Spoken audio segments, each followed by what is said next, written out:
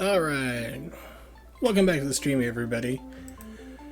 So, as you can tell by the title of the stream, I am moving on to Donkey Kong Country 3. And as always, I have to get used to the Elgato repeating exactly what I'm saying into my head a split second later, which throws me off at first quite a lot. So, basically, last time I played Donkey Kong Country 2, I was literally on the last level, right before fighting the boss. And I was watching a playthrough of it, and speedrunners were saying, oh yeah, this is the hardest level to get through. And it's like, okay, good point. And I watched them do it, it just keeps going on forever and ever. So I was like, you know what? Screw that. The game's too much of a thorn in my side anyway. Let's just move on. Close enough. I mean, it's like right before the final battle. I'm moving on. I'm considering it beaten done. So we're going to move on to Donkey Kong Country 3.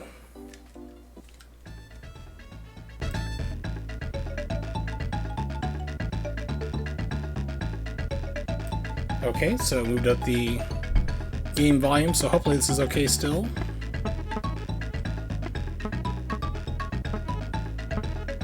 English or French? Interesting.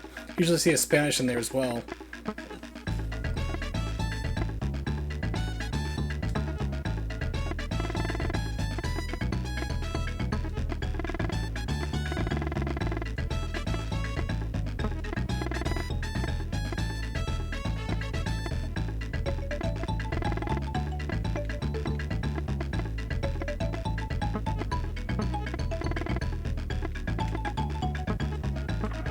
There we go.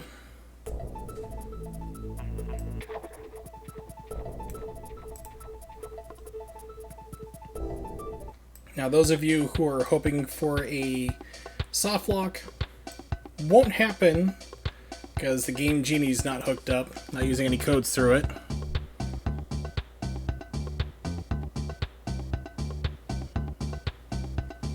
Yes, but can you actually stream it through your real Super Nintendo? That's the question, Morg.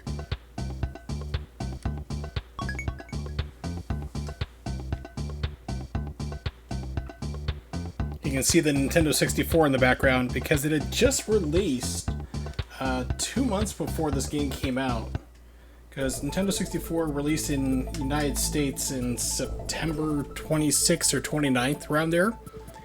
And this game came out like November 21st or 22nd, same year, 1996. So I remember renting this game after I had my Nintendo 64 for a couple months.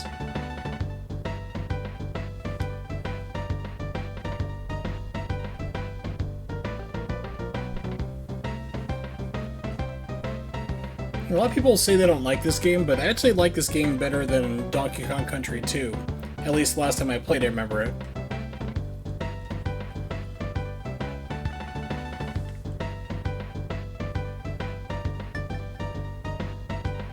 Yeah, there's no polite no. It's, are you out of your mind? Quit trying to rob me.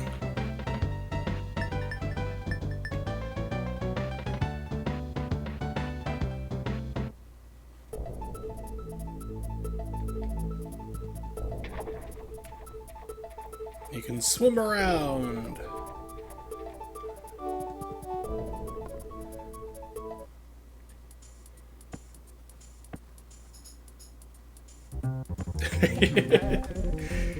Yes, Proto Banjo. He didn't screw around. After he accidentally shot that one kid stealing like a stick of gum, PTSD set in, so he had to quit his job, and thus that's the secret backstory to Banjo-Kazooie.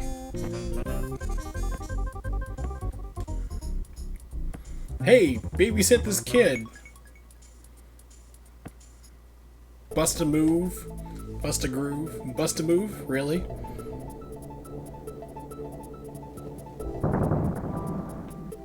Why, look at that. A secret area.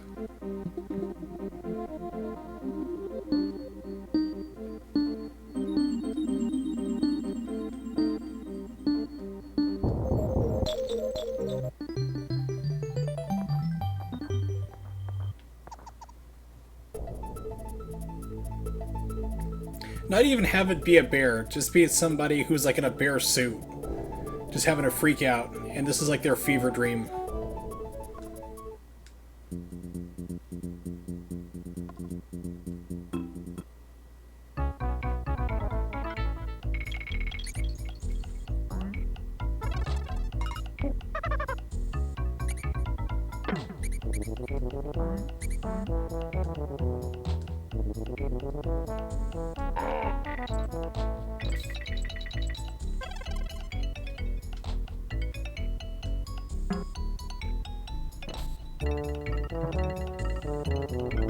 Really, game?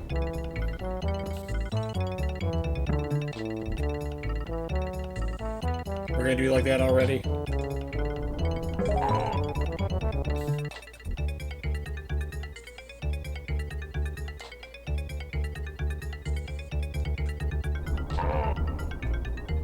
Oh man, the slowdown. It's funny, I don't really remember slowdown on this game.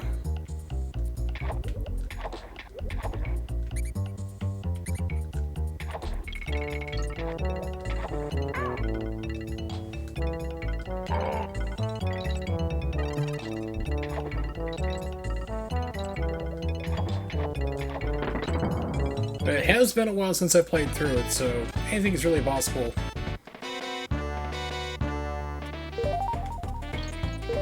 Those bananas aren't ready to eat yet. Put them back. They need to ripen more.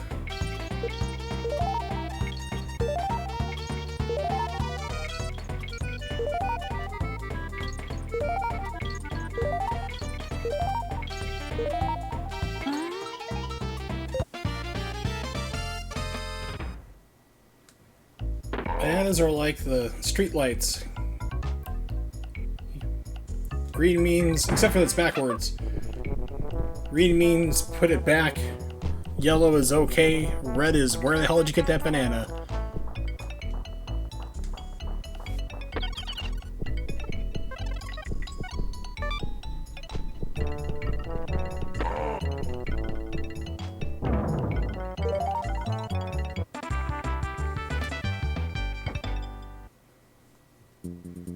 Pretty much. Bananas come to my parents' kitchen in order to die.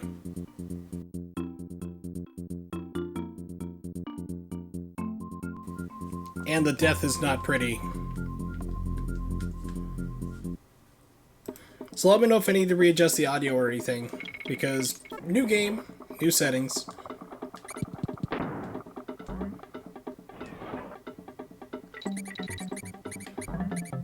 Something about this level always bugged me, is that the music as this is Peggy Lee's Fever.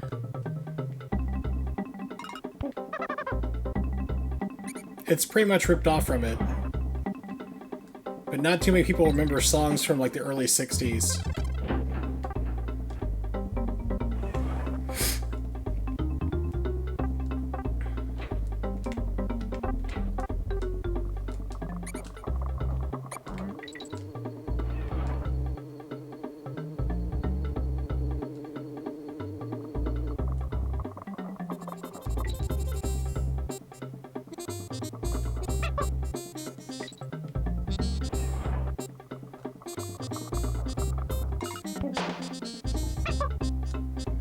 And she instantly gets a hernia from trying to throw this big giant baby.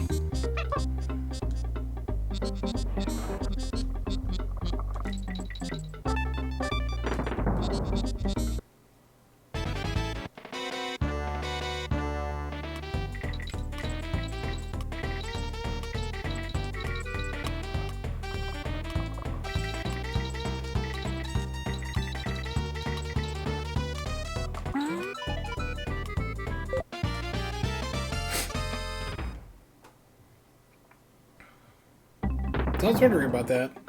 I mean, this music doesn't really stand out as well as the other games in the series. 2 didn't really seem as good musically as 1, in my opinion. But 3 really didn't like impress me with anything. There wasn't any like really good standout tracks.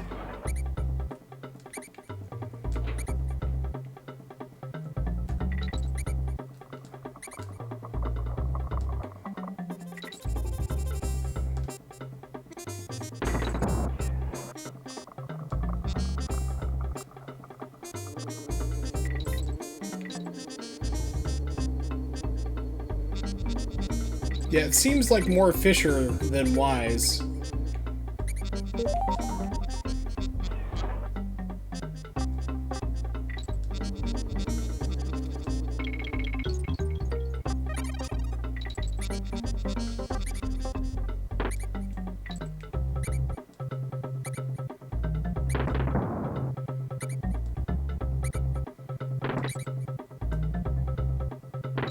There's a slight delay to barrels for when you press the button when you actually shoot out.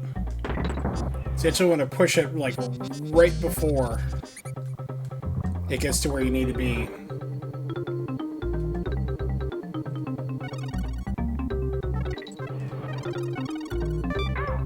Oh, that will hit me. Okay.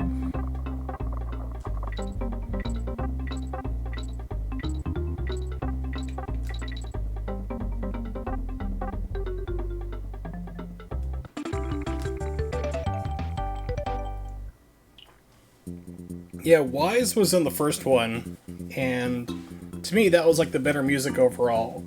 And then you have 2, which is kind of a mixed bag. Some tracks were good, but some were just kind of like meh. And then this one's just like, there's nothing really standing out.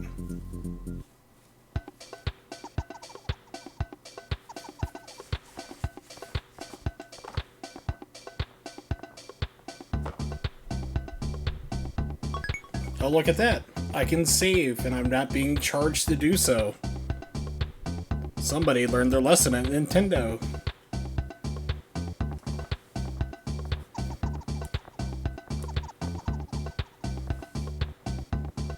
I'm guessing she finally got fired as a teacher.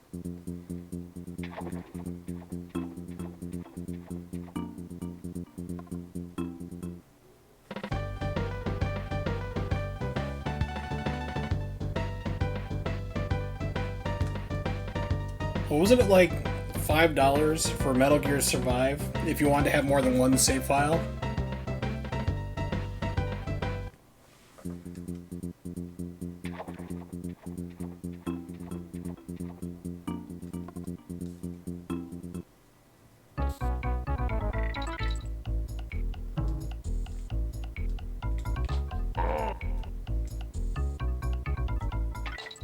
Yeah, pretty much. People asked me back when I was doing the Metal Gear Solid 5 playthrough, like, are you gonna play Survive? I'm like, no. Why would I do that?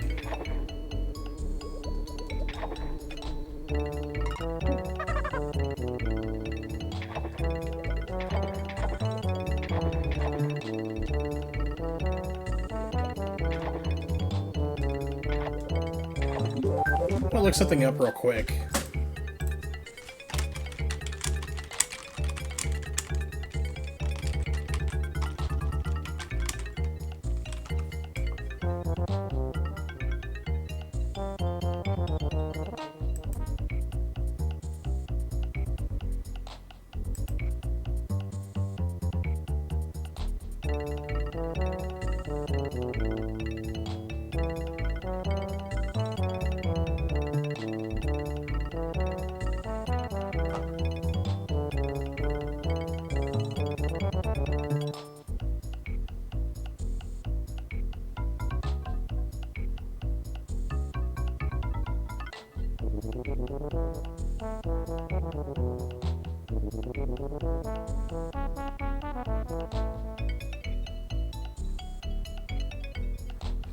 Now, I remember seeing a video of Donkey Kong Country 3 playthrough where the Baby Kong was able to basically bounce on top of water.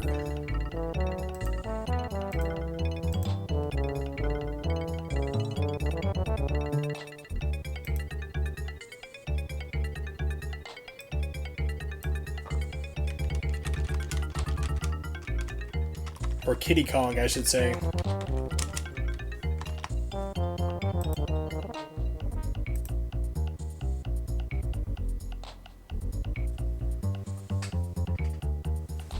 Okay. Let's see if this works.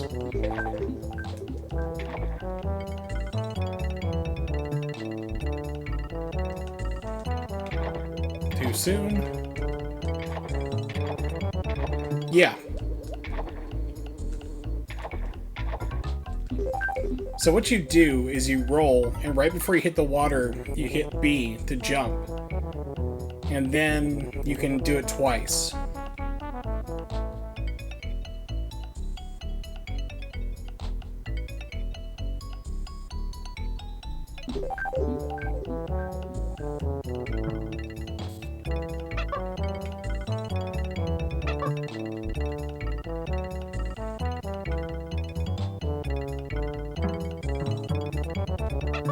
Hitboxes.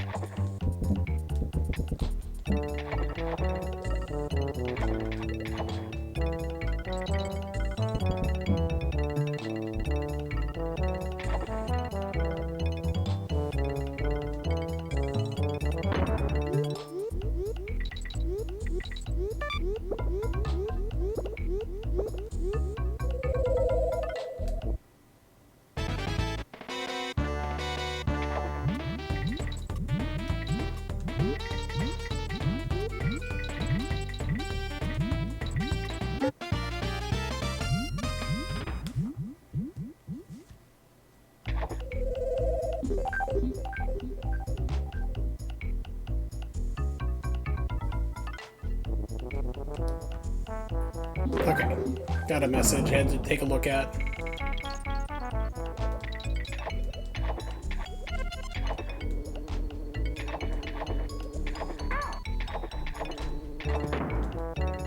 Wow, that was really hard. Hard sacrifice. I'd do it again in an instant.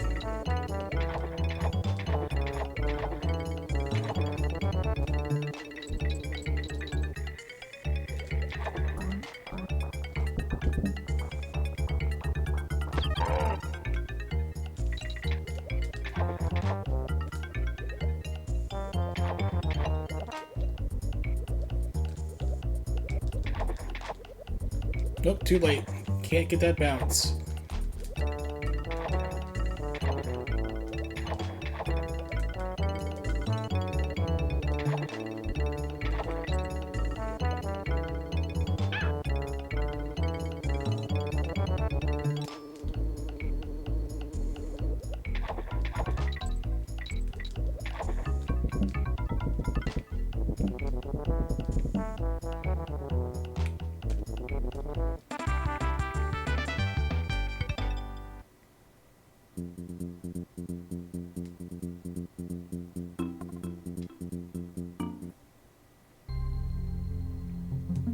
And the snow level already.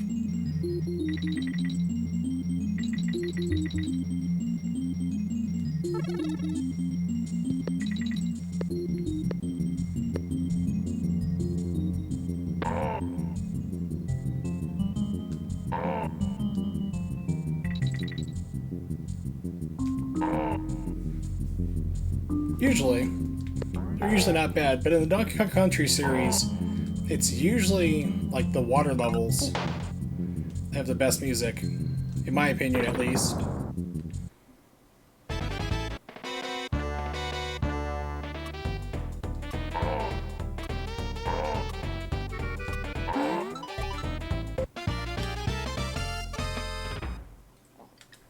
Yeah, aquatic ambience is the best. That is like the high water mark. You won't really find anything better than that.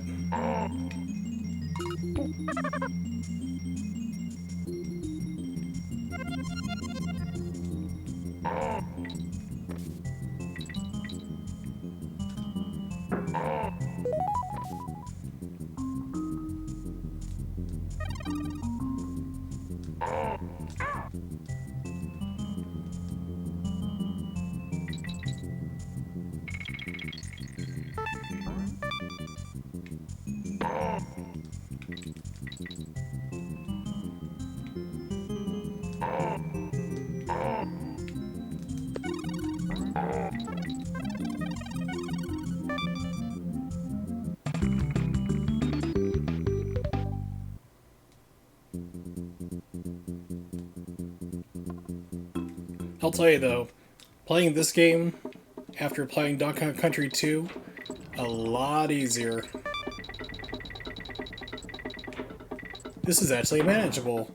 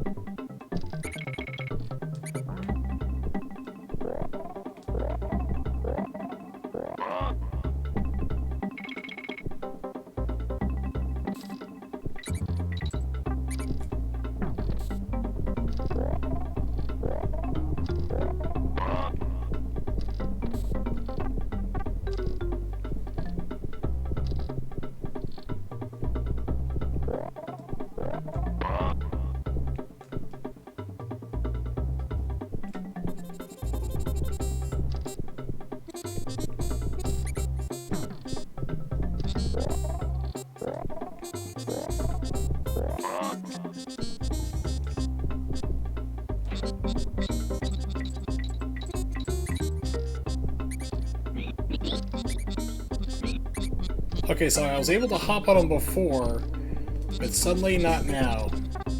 Sure. Why not?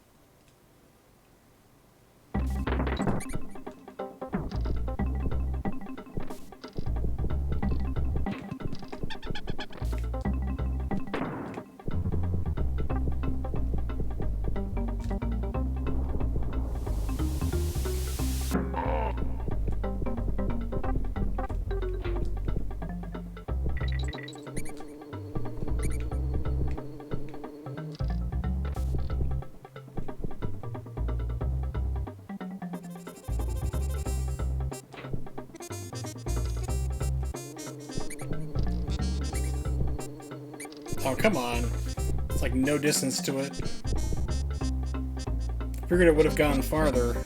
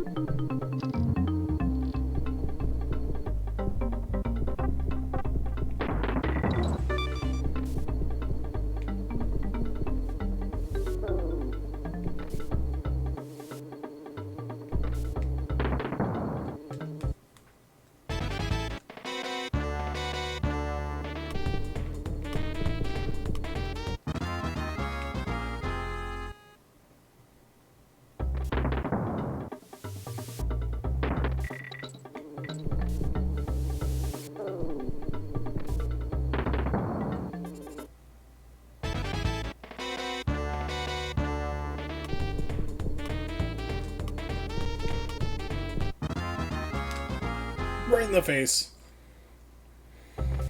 One more time.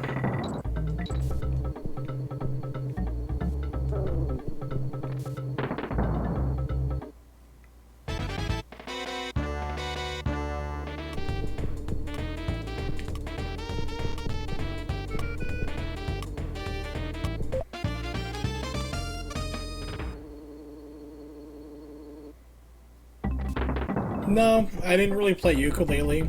It just basically, it looks like your standard collectathon, which I'm not a fan of those games, really. But people who do like collectathons apparently really enjoyed it. Yeah, I don't get how I can jump on the rats sometimes, but not others. And for the record, I didn't think that the ukulele looked too bad. It just looked like your standard collectathon type game, that's all.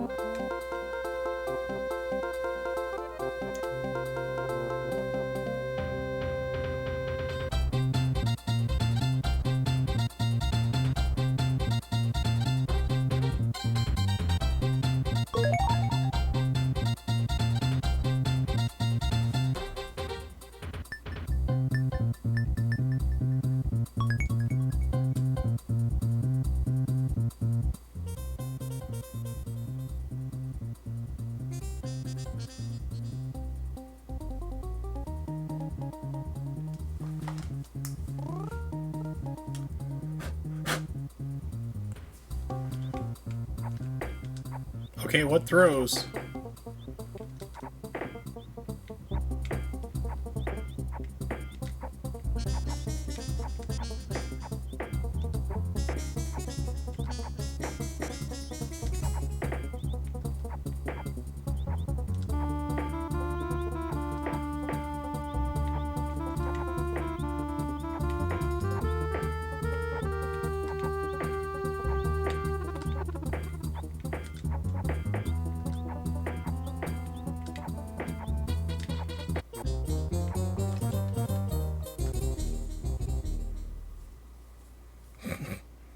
Sue a kid at losing a carnival game. I like it.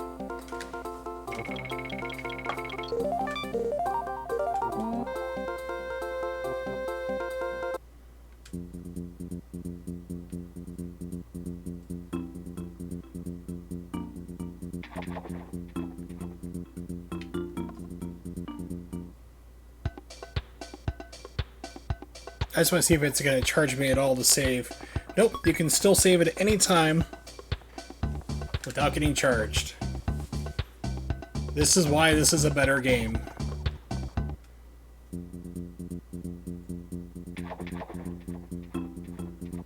Ignore the fact that primates can't swim.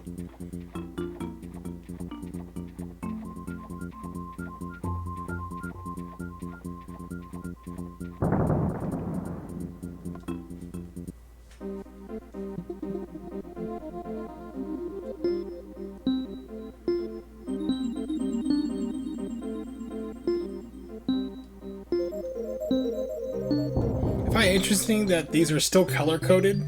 They're what the color of the buttons were for the Super Famicom in Japan. But in the United States, we just had, like, purple and light purple. But a lot of times you'd see games that still have that intact. Like all the different colors.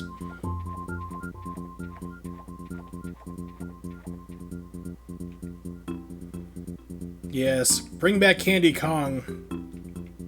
Or else furries will be upset that she's not there. I don't know, maybe they'll still like this game, I'm not sure. I don't know how it works, really.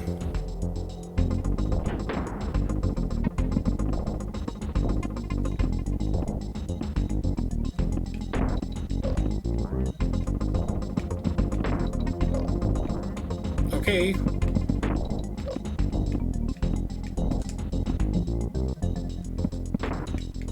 Didn't realize it was a boss fight at first.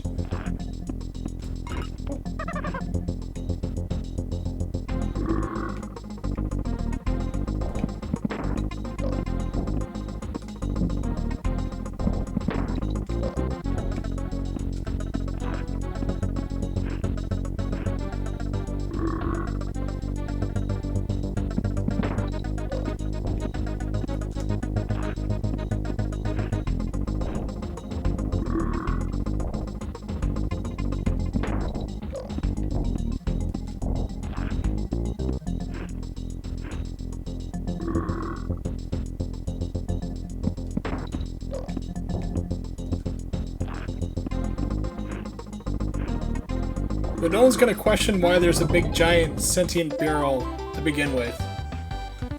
Just go with it.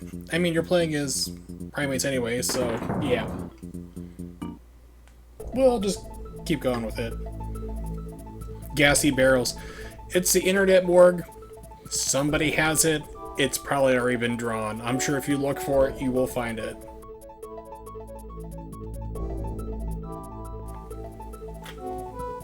And easily at that. It took forever to find it. 2 whole seconds.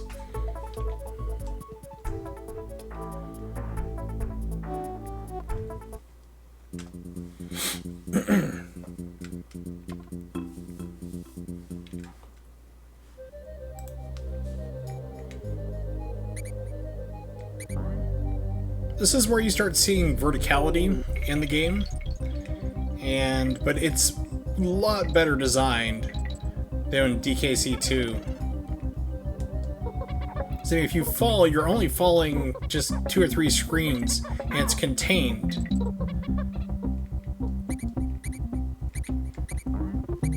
You're not going to be falling all the way back down to the start of the level.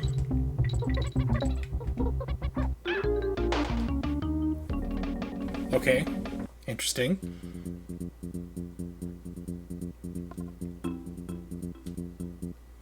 But Morg, are you sure you want to go down that road? You might see things you can't unsee.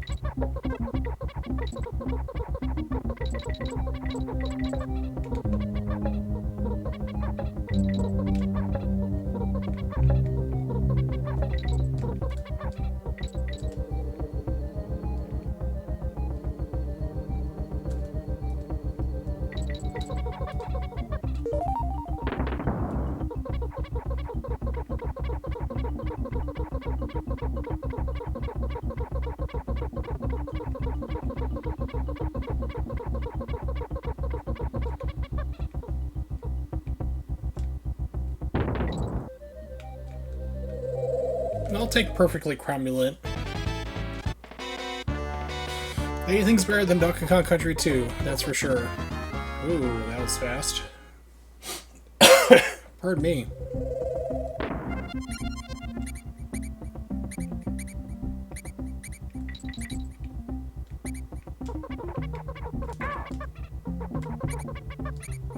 Okay, so I'm just retracing where I was. Okay.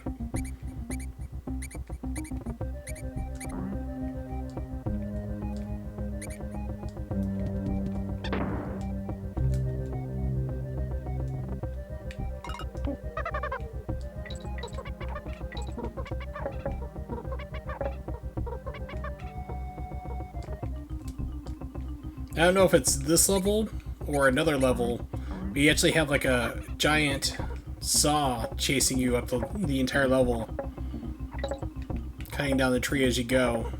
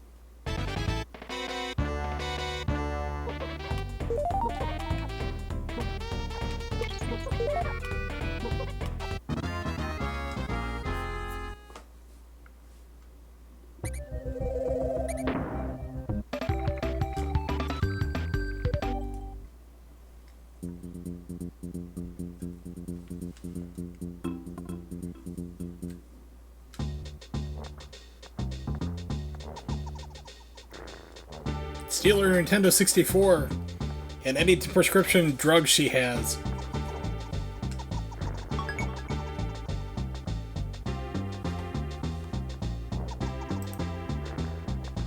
We know they give senior citizens the good stuff.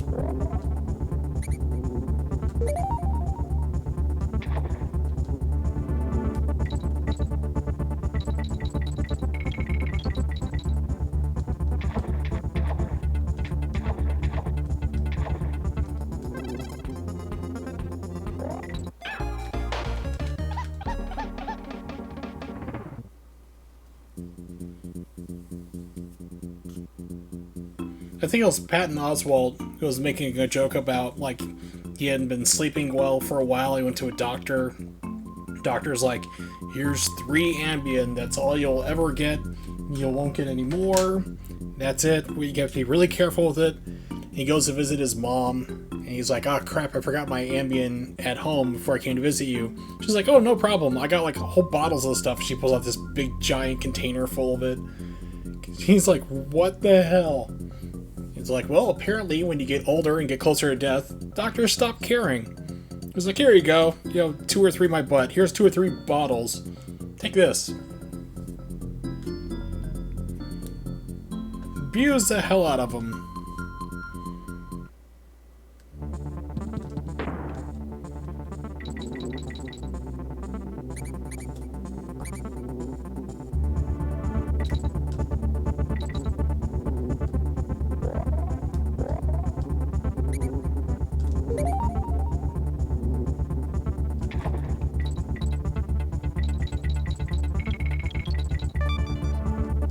I was on Ambien once long ago, and I had to stop taking it because I was sleep cooking. I was like, why am I gaining weight? And then I woke up and, yeah, it was like I was in the middle of cooking a hamburger on the stove. And apparently I'd already eaten one.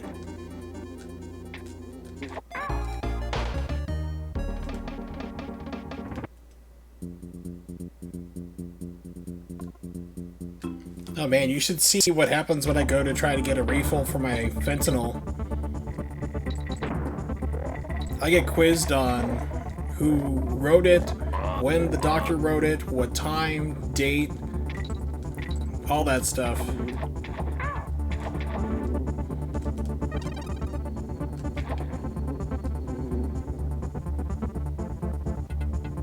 And that's before they'll even go through and fill it. So I got to answer all those questions ahead of time. And if something doesn't match at all, they won't even put it in the system to be filled, even though they've had it electronically signed and sent to them before I even show up with the actual script. The problem with this level is basically trying to get out of the water. It doesn't do it every time.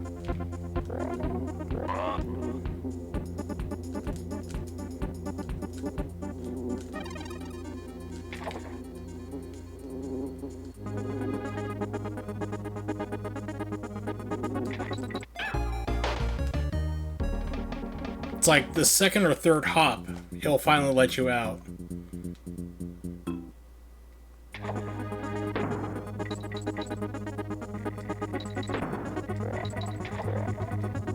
Nope, let me out the first time there. And crappy hitbox.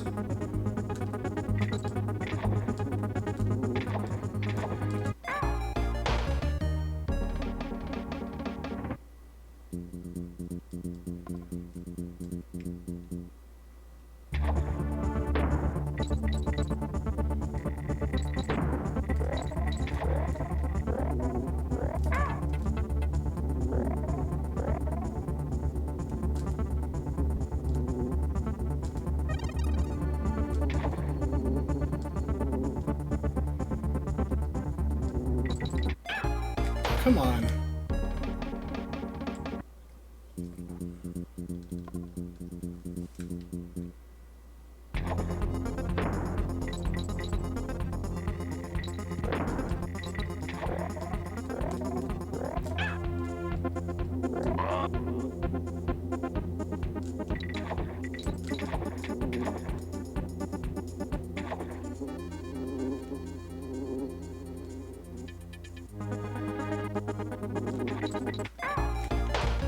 Shittiest hitbox ever. Not really. I mean, I just got done playing Donkey Kong Country 2. That game is ridiculous for him. That is like some of the worst.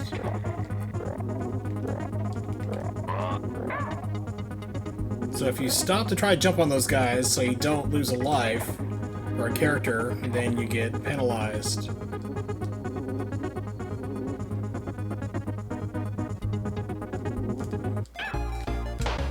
So if you jump over, you get hit. If you swim over, you get hit. Is it just a dumb luck thing?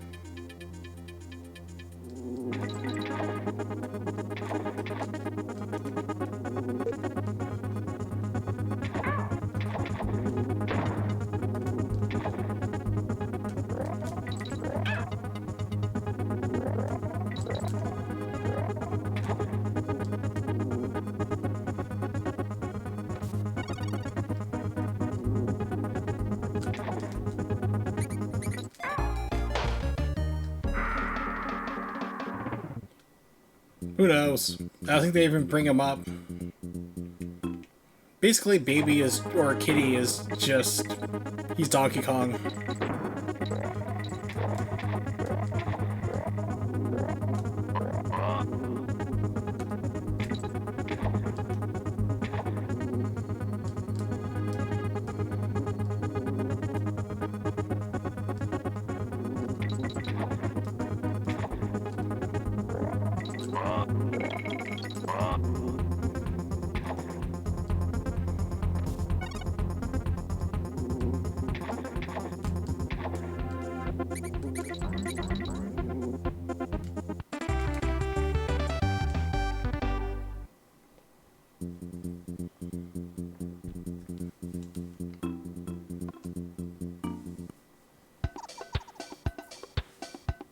They're alright. I played them, I was just like, they're okay.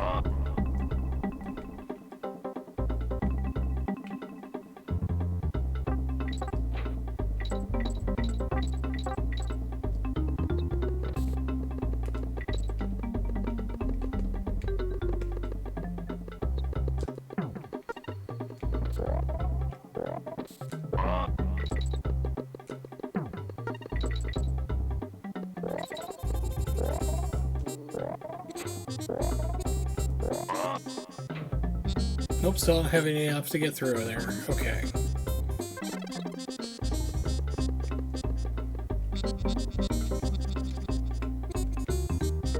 Let go.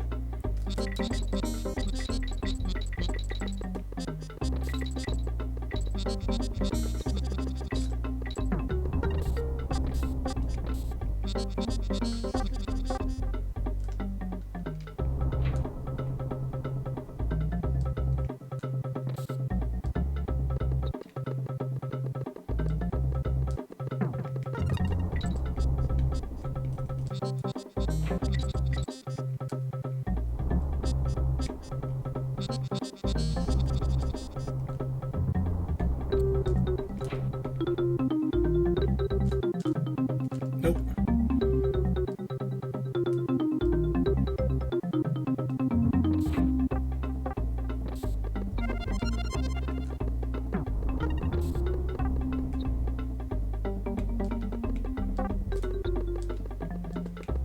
Can't seem to jump on them. Okay.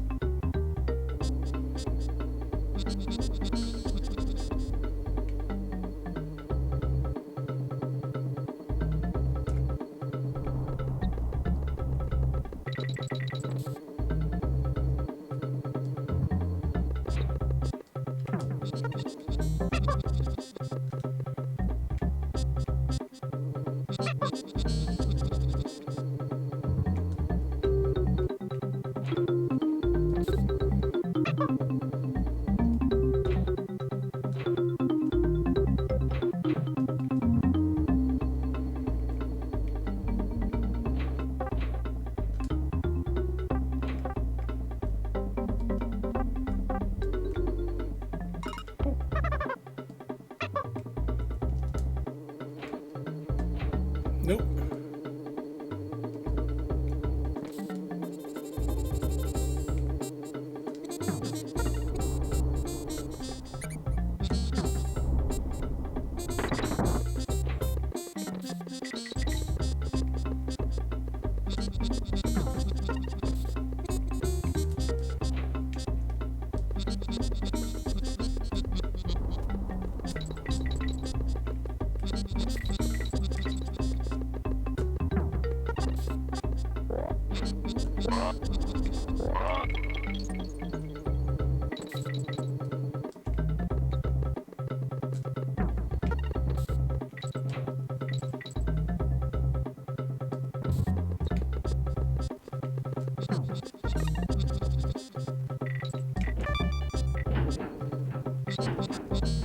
Okay, so that's how they work.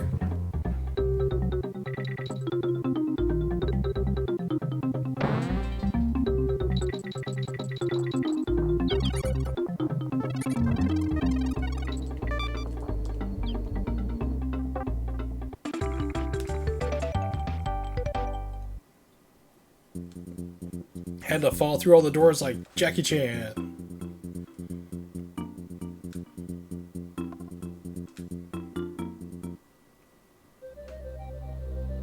I think this is the level that chases you through with a saw slowly climbing up after you. Okay, so you can't jump on those guys at all. Got it. Wasn't sure if it was hair or spikes. Apparently they're spikes. Excuse me.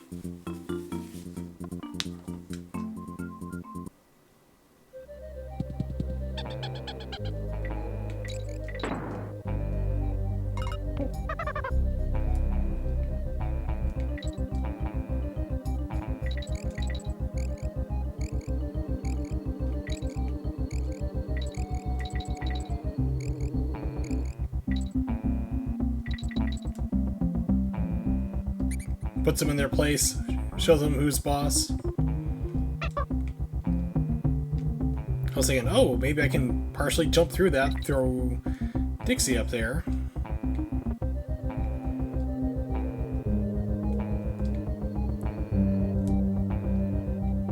I thought there was a bonus there or something.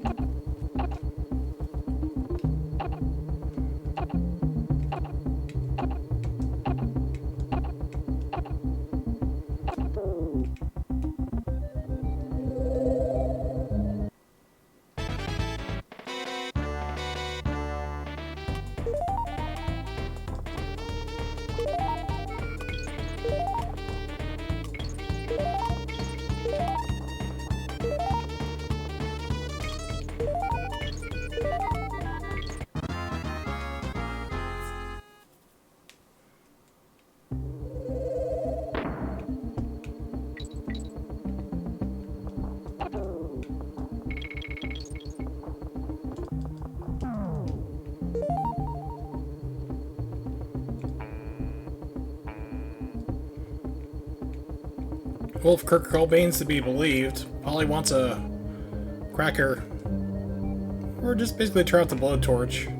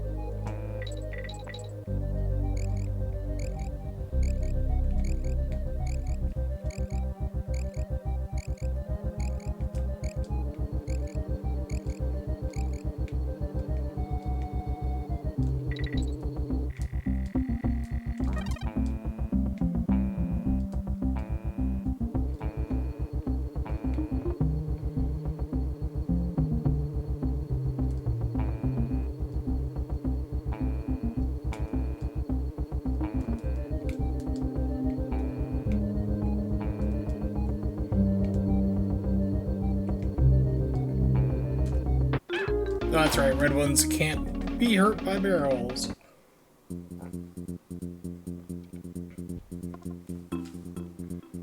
There's an up-tempo version of Polly by Nirvana.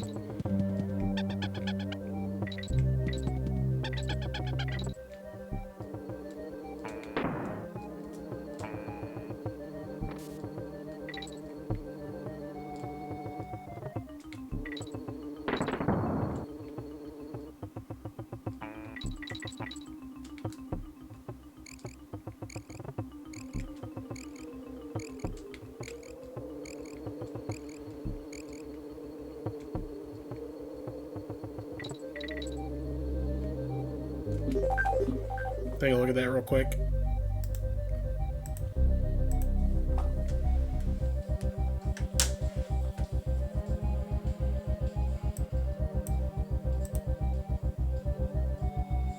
That's different.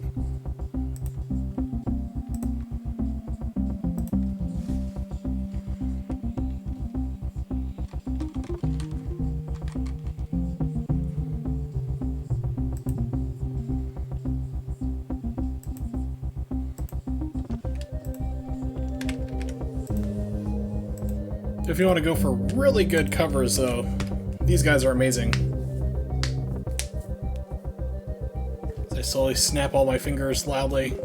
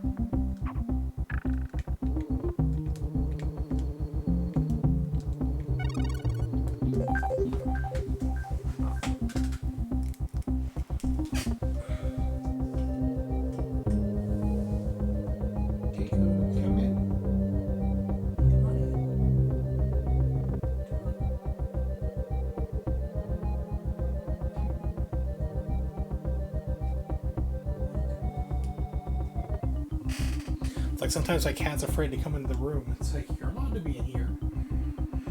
You're allowed to be here. Yeah. Yeah, you got a little wet. You're outside in the rain, huh? Outside in the rain.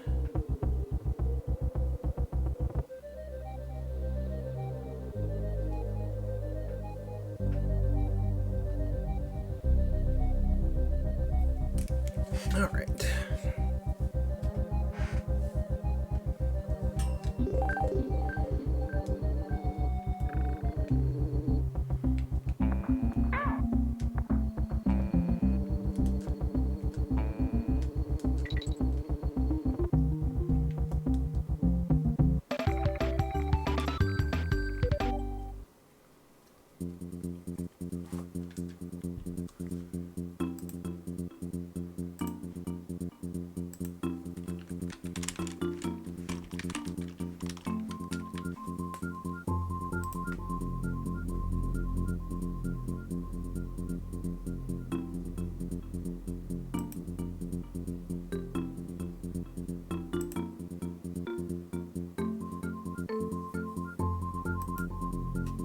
Hey, Nimix.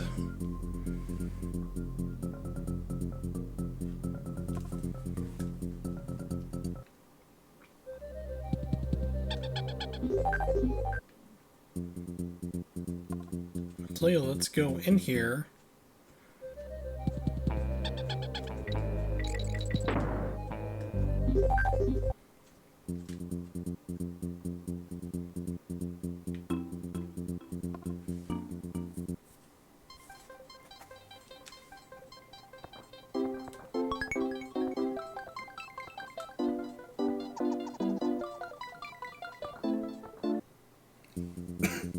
She's related to them? I just thought it was a random crazy teacher who didn't know math. I learned something today.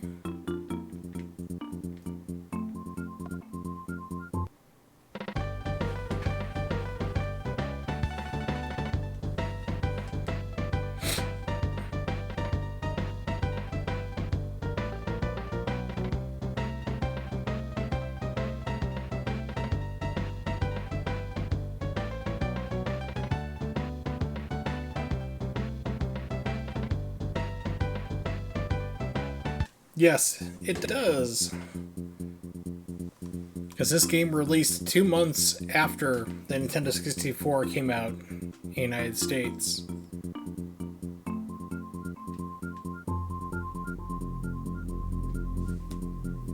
But so far, this game is so much better than Donkey Kong Country 2. It's actually playable and mostly fair.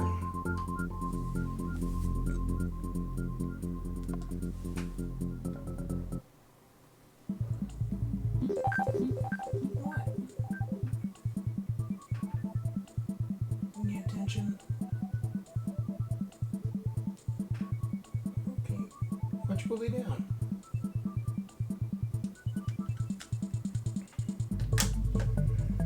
Forced cat break.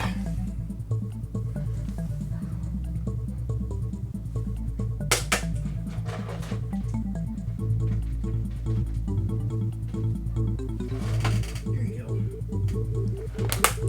No, I did not like Donkey Kong Country 2 because it was made in response to 1. It wasn't really well thought out. Basically, they had some feedback of, okay, Donkey Kong Country 1 was easy, so we're going to make this one incredibly hard. They had huge hitboxes for our enemies and the Kongs, so a lot of times you'd make a jump, your hitbox would connect it and kill you.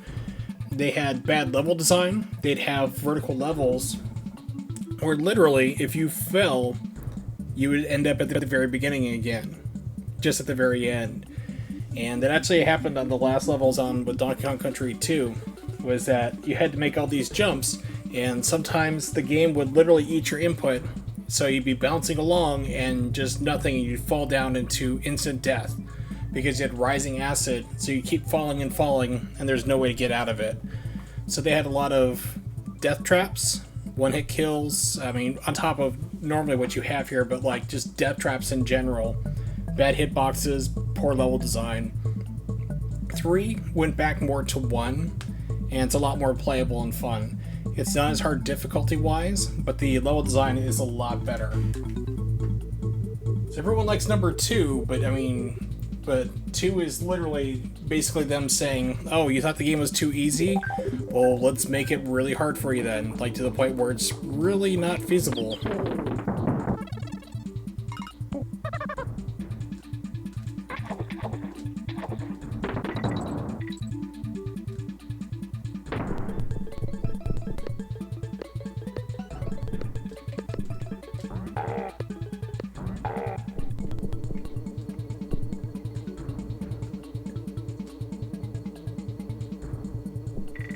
Can I jump on bees? No. Okay.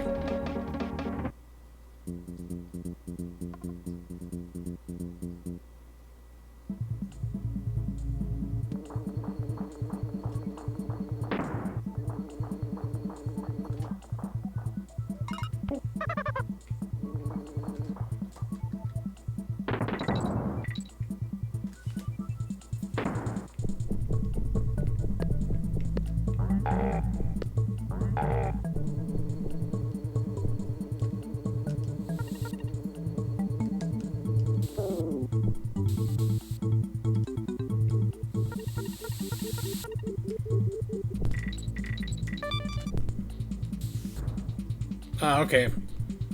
Easier way of doing it.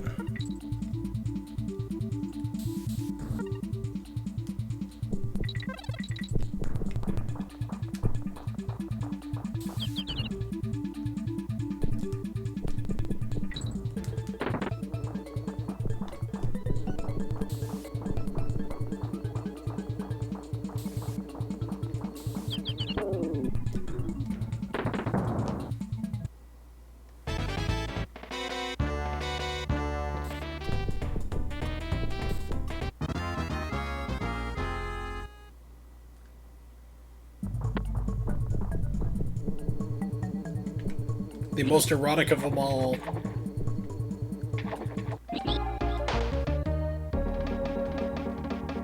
Animal Crossing, make your mind blow. Wouldn't be able to handle it. Or the text adventure sequel to Chrono Trigger. That's another one that blows people's brains. Radical Dreamers, which they eventually took part of and then turned it into Chrono Cross for the PlayStation.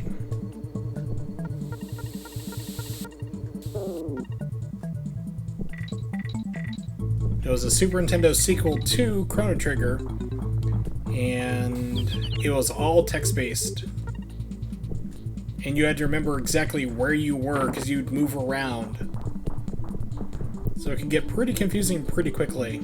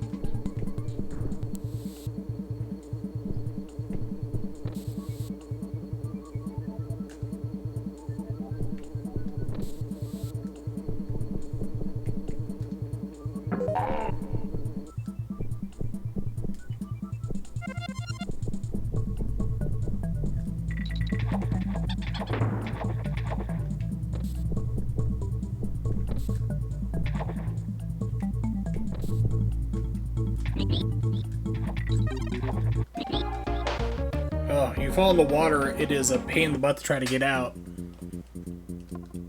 It's like the game takes anywhere between 2 to 3 button presses a jump to try to basically get you out of the water.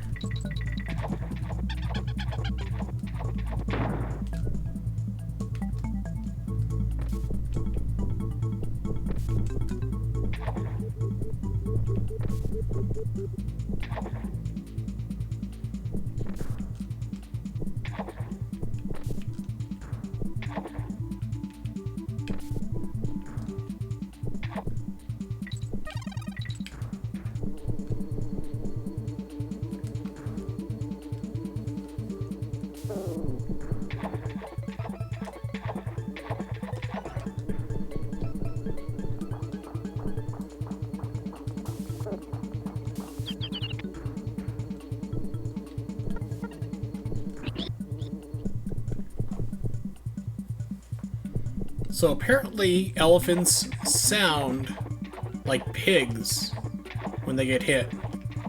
So next time you're at a zoo and feel like punching an elephant, let me know if they really do sound like pigs.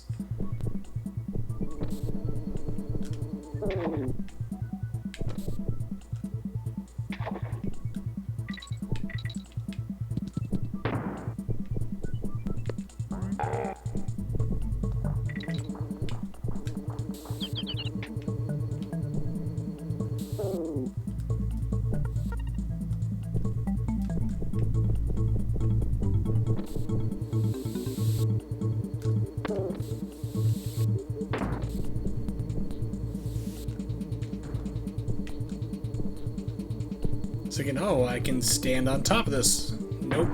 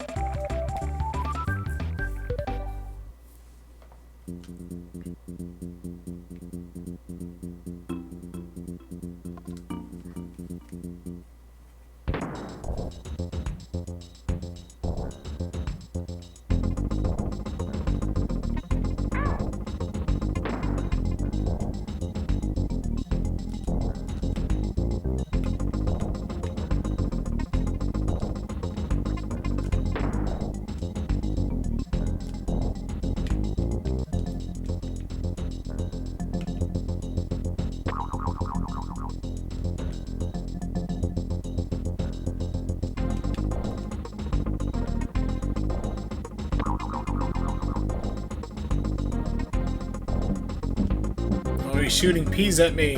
Or racquetballs, I'm not sure.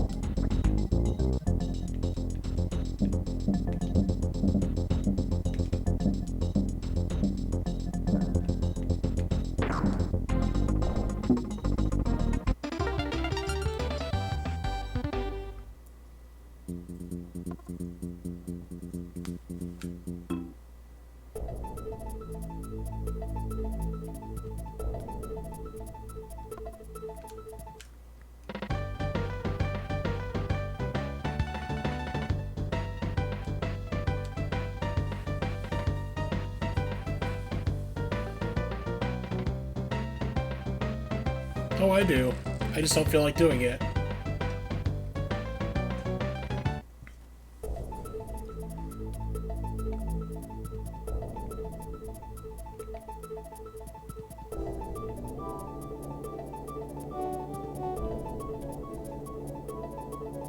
I don't think I can get to it just yet, though.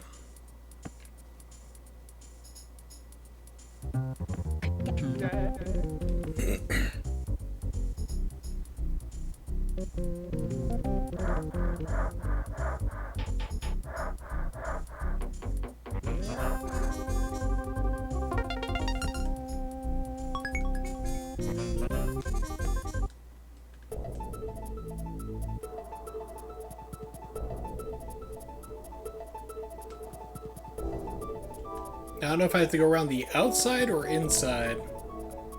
I think it's clockwise you go. The most ungraceful manner.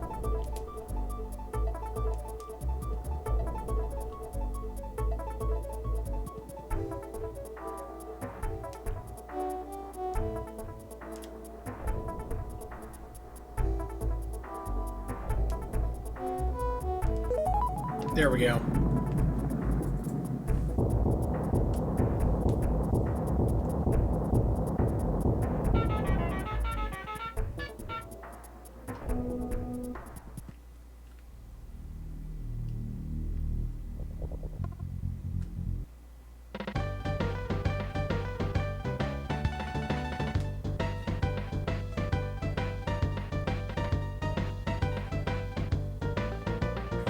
Something about me being highly incompetent.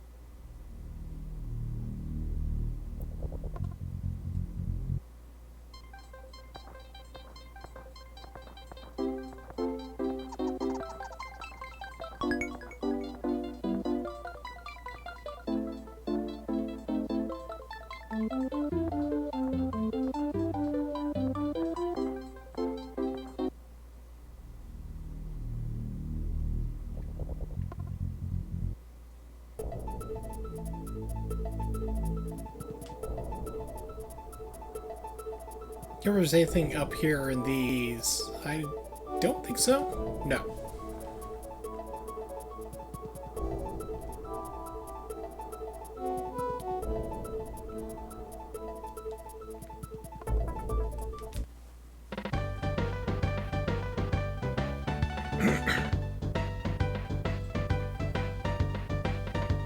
I deal in special herbs.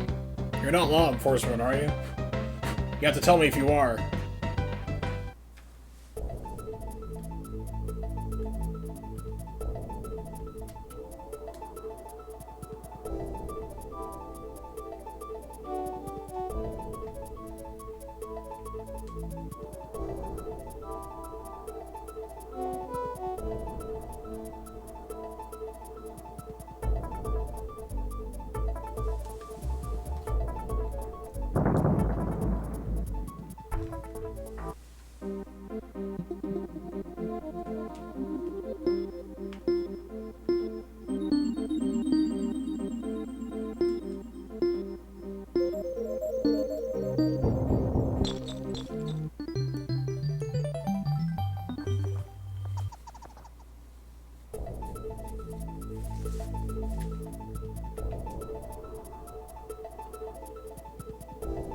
I thought this was the one you can go up. Guess maybe I might need something else later on. It's been a while.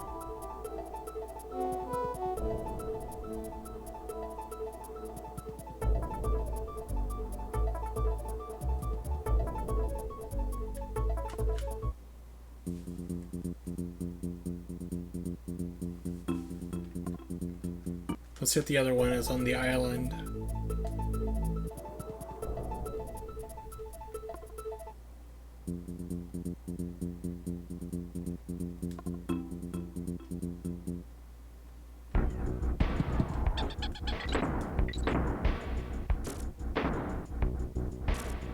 Oh yes, the guy shooting the giant cheese balls at you. Cheese puffs of doom.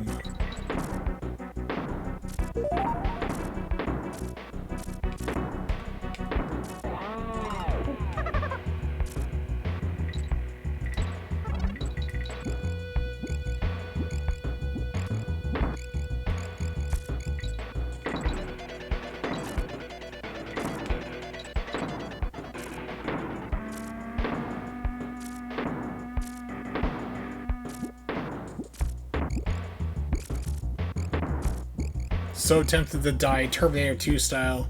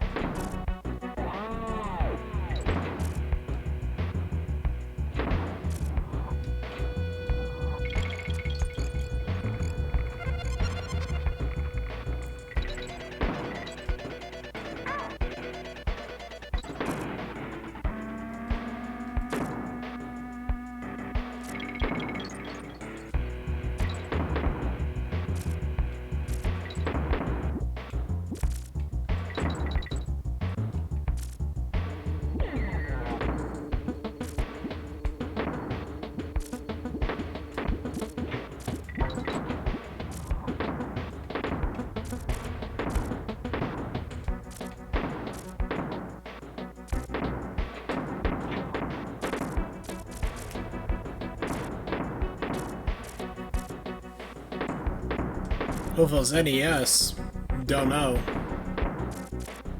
You will have to fill me in.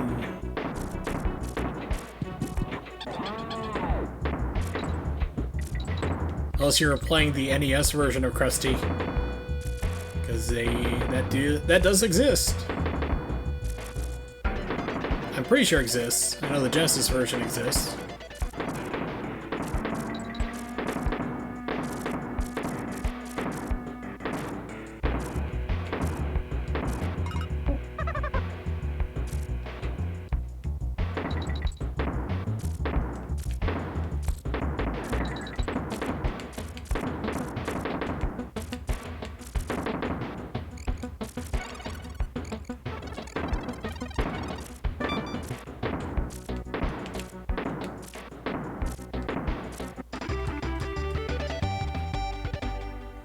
Well, yeah. Technically, it sucks for everything.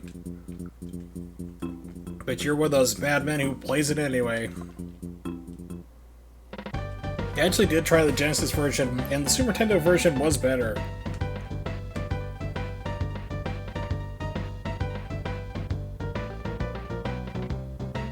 Crimean War?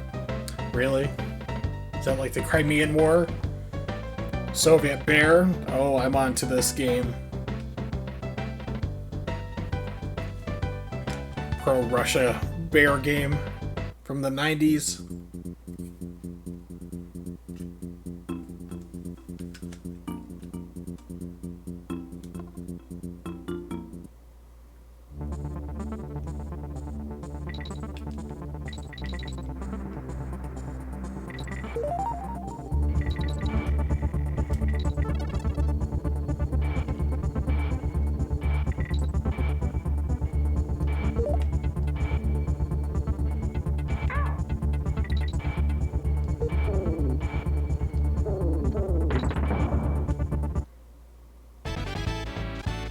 Wow. 5 frames, that's crazy.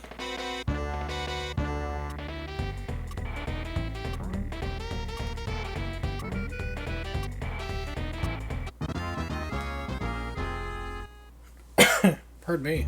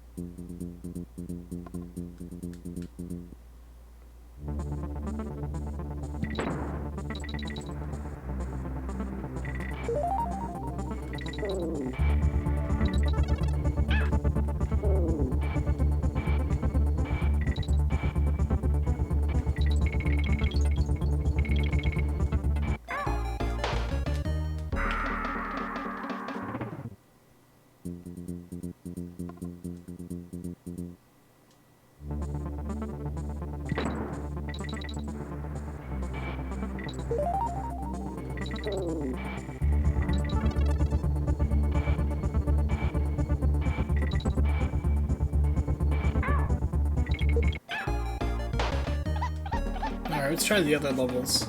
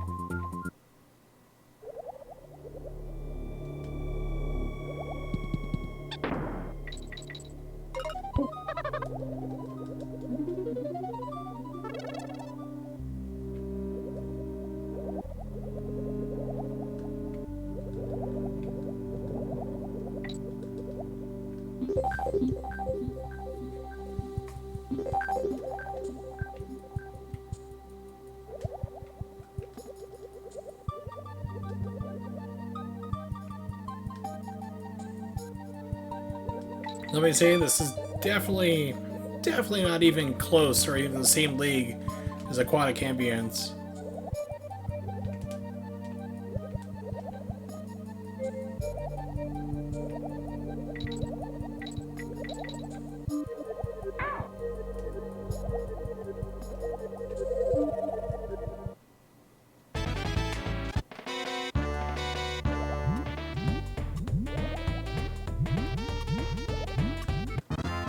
There's the coin! I found it! Does that still count?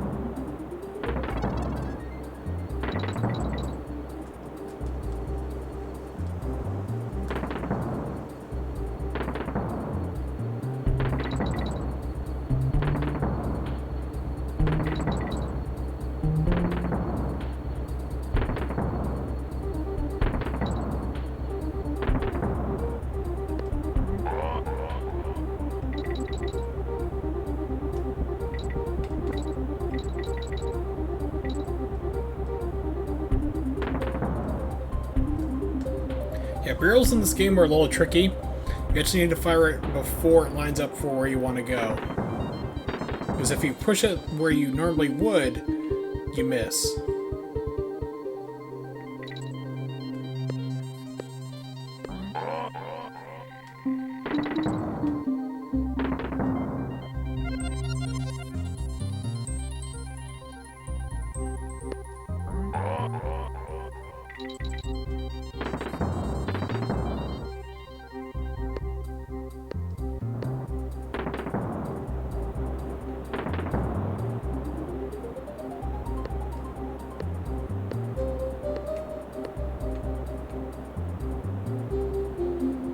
It's like, oh, I found something secret.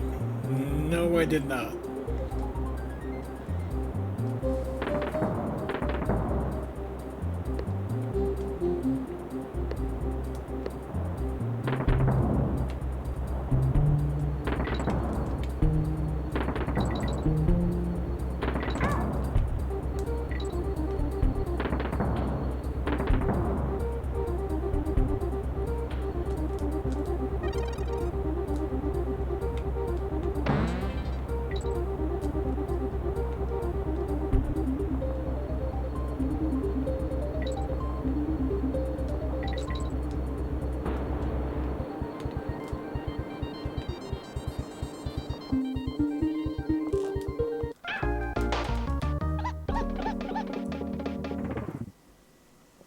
They're goodies. The death sounds of this game are pretty good.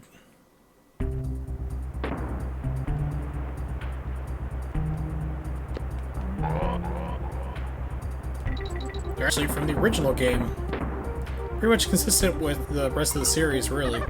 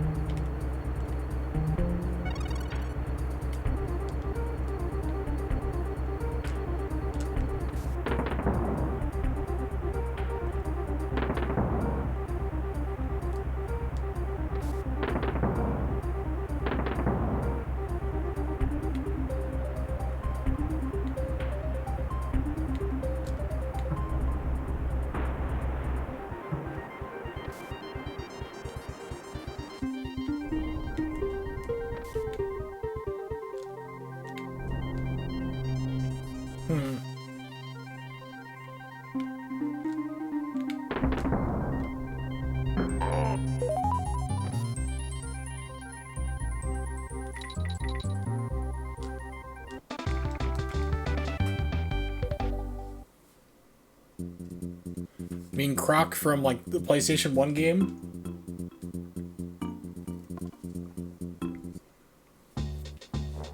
That guy always looked shifty to me.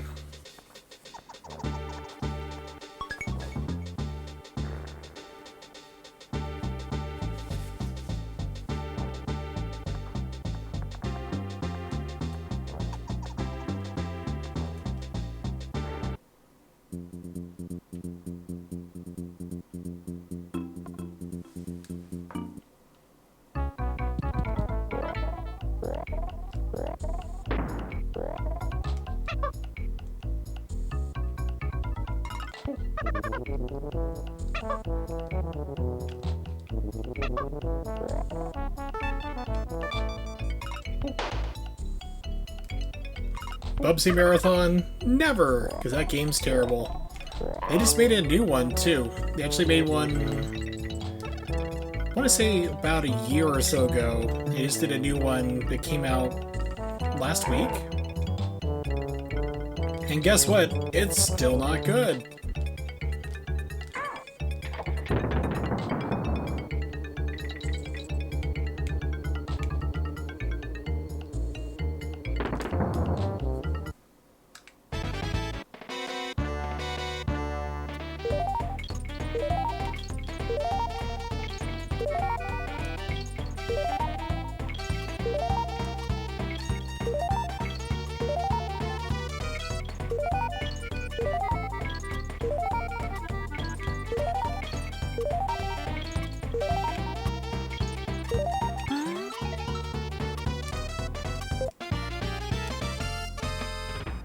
Yeah, a lot of people got burned by Bubsy. They learned very quickly about hype and why you shouldn't trust it.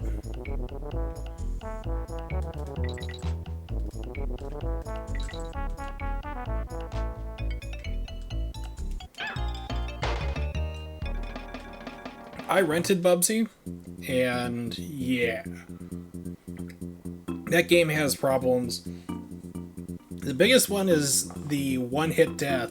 I mean, there's a lot of ways you could fix Bubsy and make it a playable game. Get rid of one-hit deaths, make it like Sonic, where you just lose your yarn balls you're collecting if you get hit. Get rid of fall damage. That was a big thing too. Pull the camera back so that way you can see more. I mean, do those three things, you'd actually have a decent playable game. But as it was, just was not good.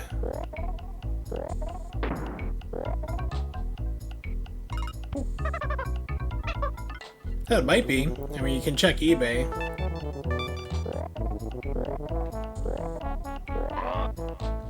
Might be worth something on there.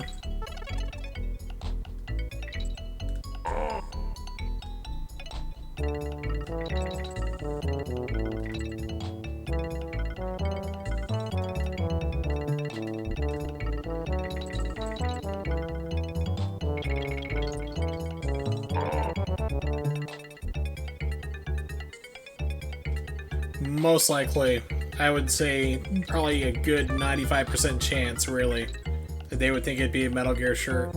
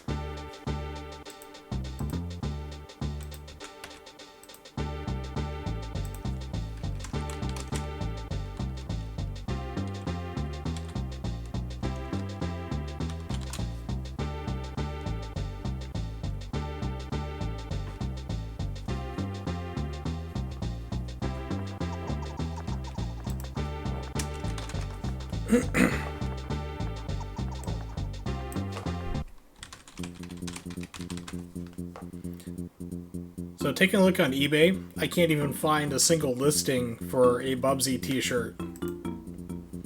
Maybe I'm just typing in the wrong things, but don't really see anything.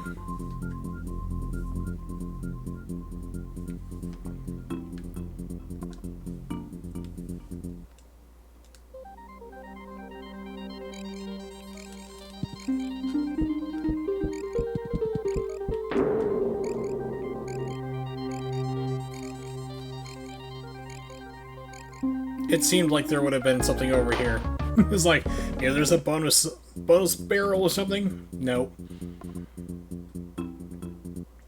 Just my death.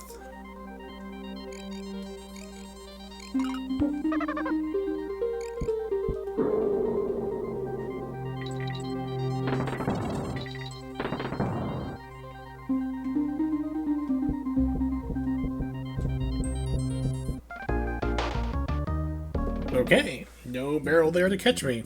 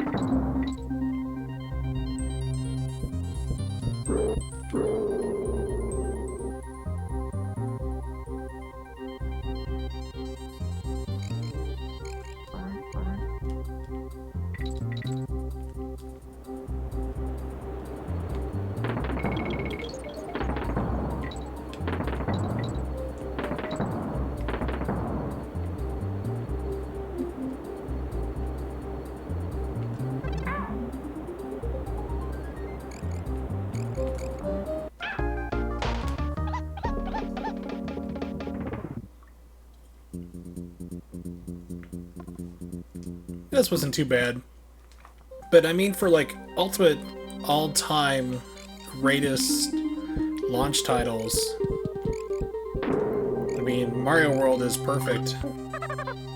Ah, if they're seeing like this, it's like, yeah, this isn't too bad. Oh, this was 6 years after the launch of the Super Nintendo. One of the last games, really, in the United States at least.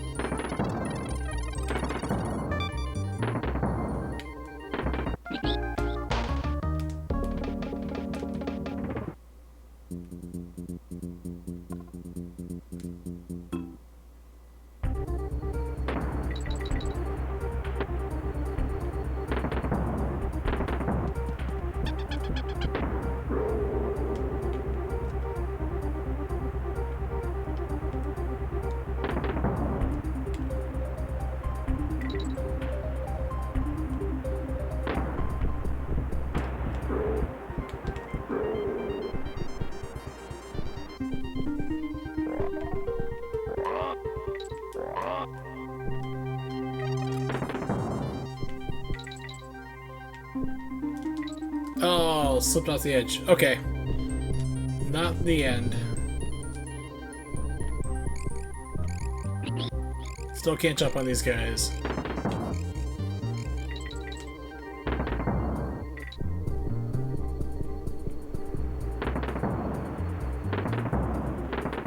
Yeah, just the elephant in this one, and I'm not even sure why they have the elephant in this level to begin with. It's not water-based. It's mostly platforming.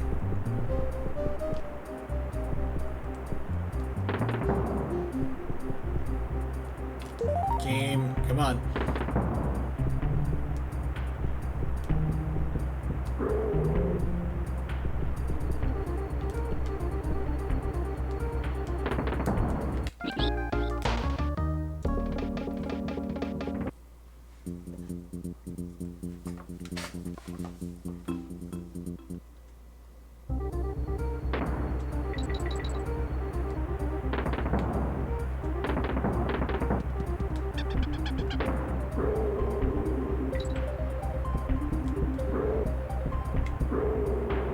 I say forget the rhino. We don't need him.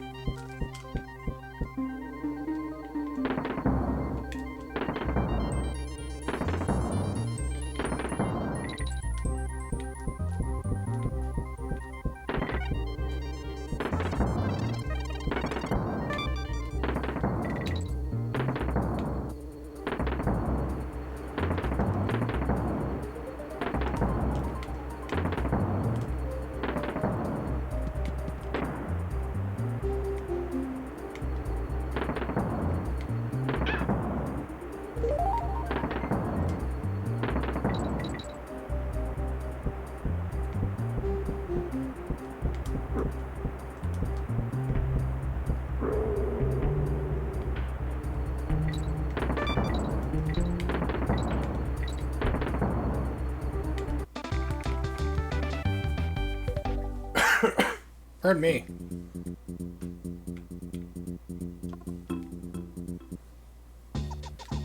Oh, Nimix, the other thing about this game, about why it's better than Donkey Kong Country 2, you don't get nickeled and dimed to death to do anything. You can save whenever you want. You can do mini games whenever you want. You don't have to pay to enter certain levels. It's like they got rid of the DLC. Before it was a thing.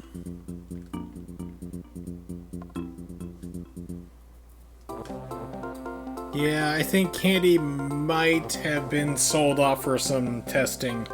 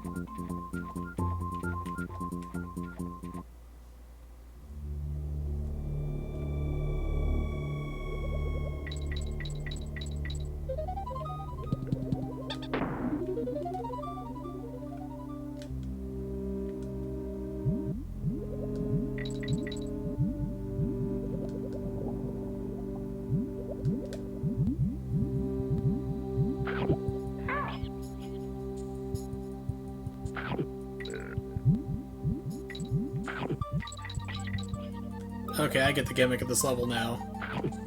You have to keep feeding it fish. Other fish. Or it'll attack you.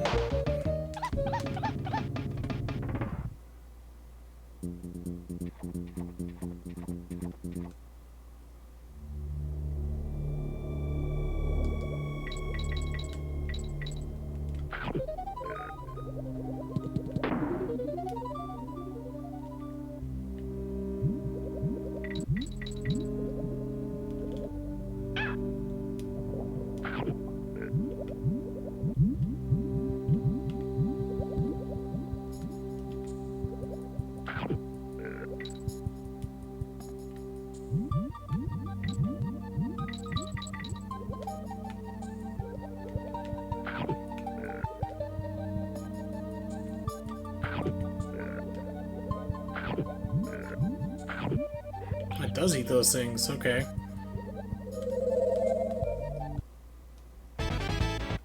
True.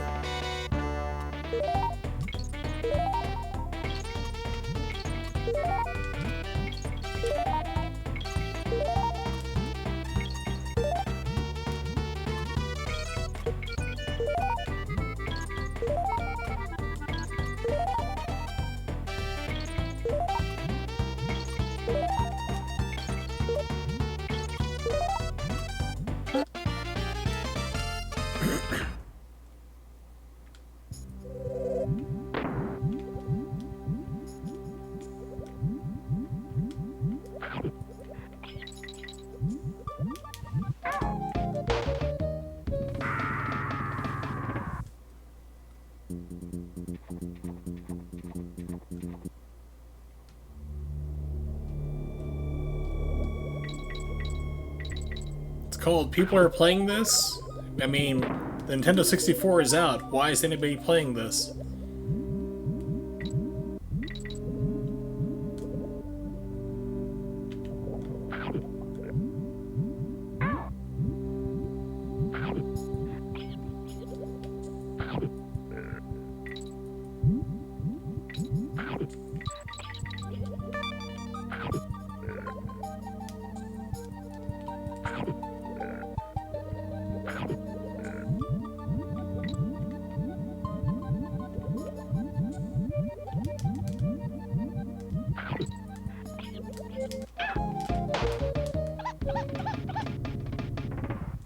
In the United States, not too long. I think there was sports games going until 97. So I think I have NBA Live 97. In Japan, they went all the way, I want to say, till 2001. Because I have one of the almost very last games ever made for the Super Nintendo, which is Rockman and Forte, which is translated into English, Mega Man and Bass. And that game is stupidly hard. Earthbound was way before. It was before the 64. There was actually a Nintendo version that we never got. It was fully translated, ready to go, and they just didn't release it.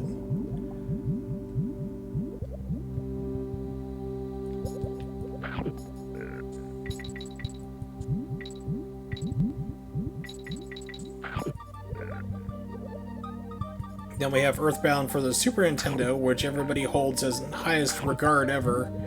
It's the best game, except for nobody bought it when it was out. I remember seeing it on sale for like $20, the deluxe edition, and people still wouldn't buy it. And now all of a sudden they're like, oh, it's a rare game, and it's worth like $200, if not more.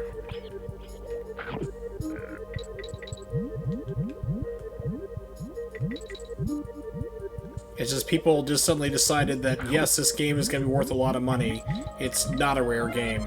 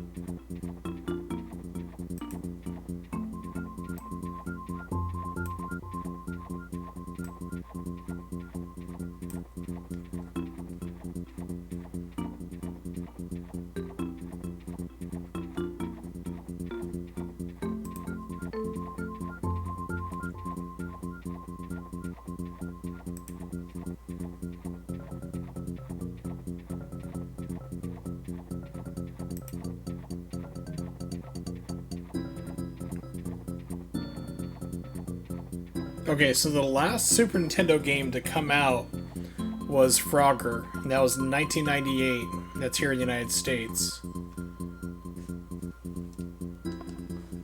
But I know in Japan it was like some kind of RPG around 2001 or so. So let's see if I can find that.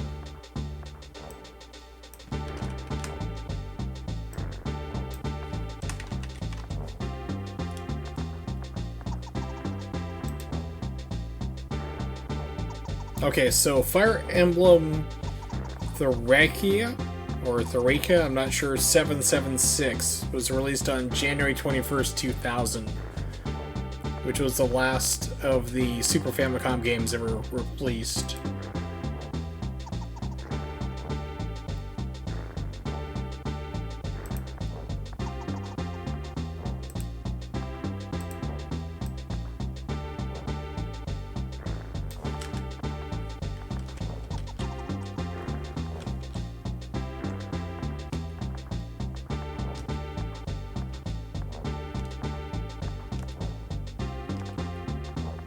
There's actually a couple different games came out in Japan. I mean, all these games are Japanese ones, but a lot of different like puzzle games, columns, you know, like the pixel games. I'm trying to think of what they're called. Pardon me, where you basically need to remove blocks in order to see a symbol. Picross. There we go. So you had like the usual, the consoles dying, just release nothing, we don't really care about games.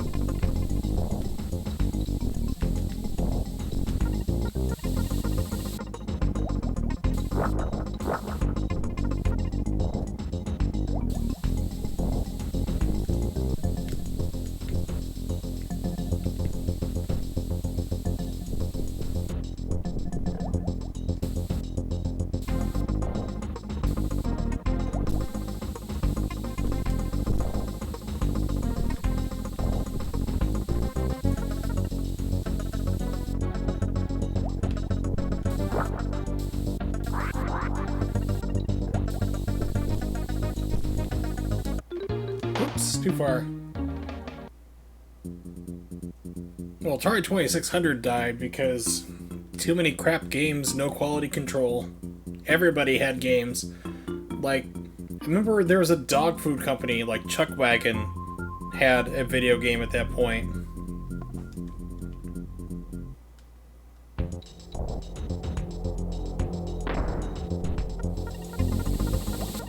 Well, they knew it happened. You know, some people were like, oh, it never happened. It's like, it totally did. They just didn't know exactly where it was. It wasn't just all ET2 carts either. It was basically all the overstock stuff that they had from Atari they couldn't sell. So they're finding like controllers, all sorts of stuff in there. Oh, come on.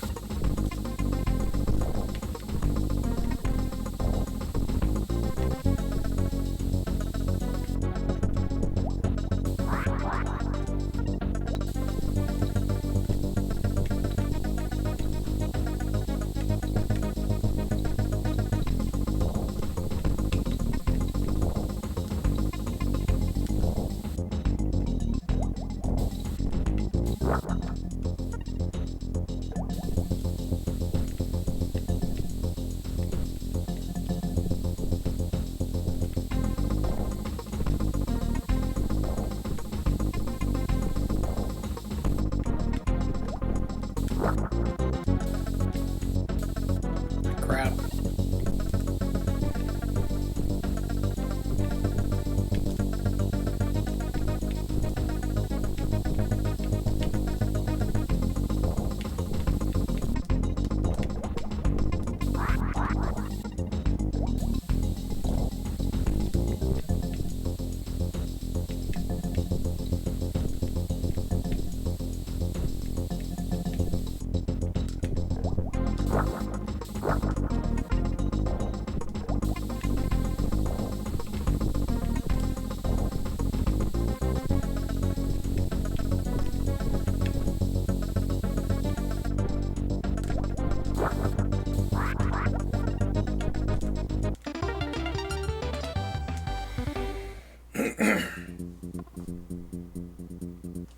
Well, the funny thing is, though, Morg, about the Atari Pac-Man, was that what was shipped out was basically a prototype.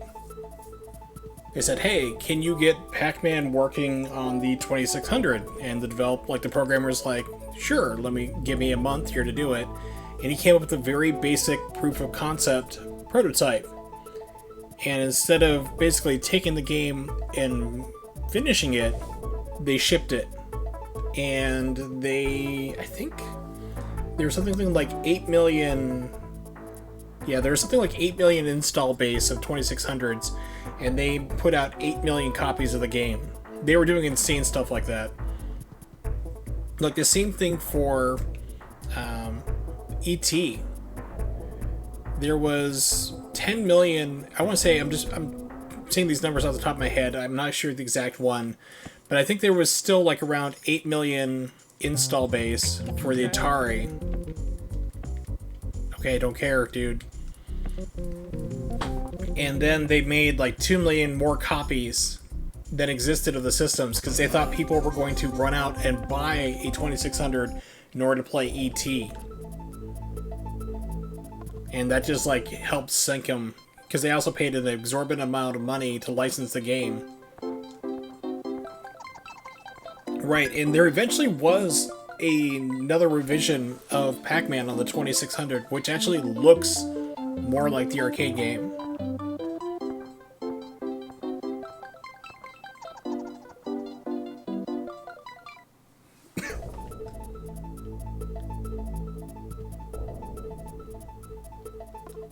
Yeah, so that was one of the wonderful reasons why it demised.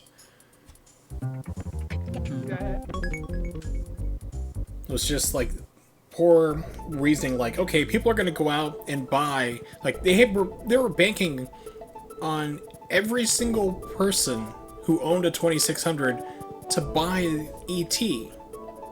and Pac-Man. Like they were going to have a 100% sale through, and that's just absurd.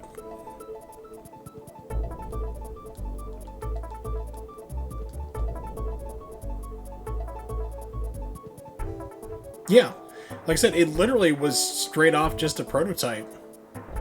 It was a proof of concept, and then next thing you knew, it was shipped.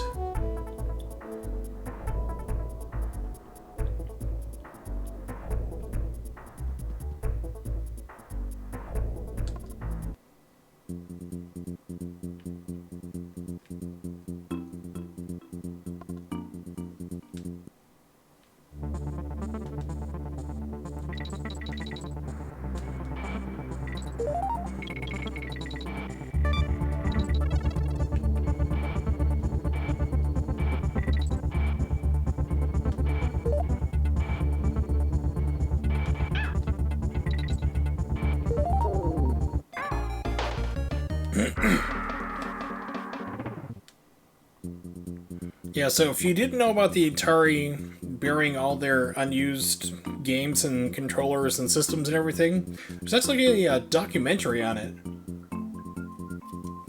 They knew it happened, but they didn't know exactly where it was buried in this huge landfill. So they tried to take, because there was actually newspaper pictures at the time of the games being dumped into the landfill. And so they were basically taking a look at the picture and trying to match up where it may possibly be like 30, 40 years later after the fact.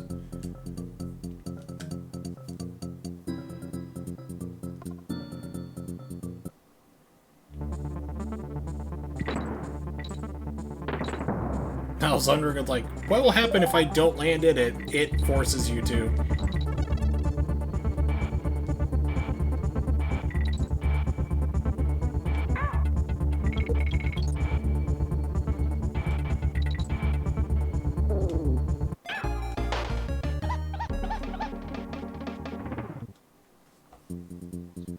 Well, had you known that they had done it, and if they had let you walk around an industrial dump site long ago, supposedly the carts that they dug up were also playable. Like, a lot of them were kind of in decent shape, But then there were some that just, you know, from rain and so forth and just being buried in the elements just were not really recoverable.